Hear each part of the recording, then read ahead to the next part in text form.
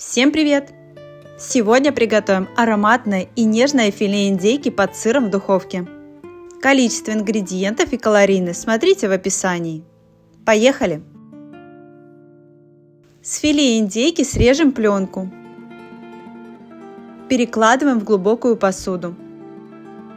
Всыпаем специи по 1 чайной ложке, карри, паприку и розмарин. Все эти специи очень хорошо сочетаются с мясом индейки. Солим, вливаем оливковое масло и добавляем измельченный чеснок. Филе индейки хорошо промазываем со всех сторон и отставляем на 30 минут для маринования.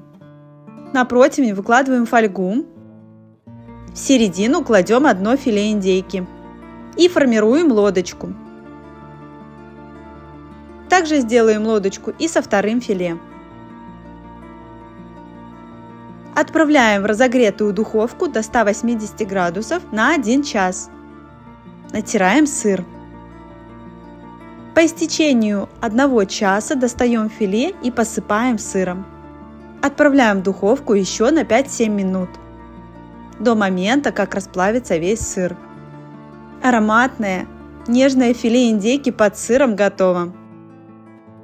Если это видео для вас было полезным, подписывайтесь на канал и смотрите мои другие видео. До новых встреч!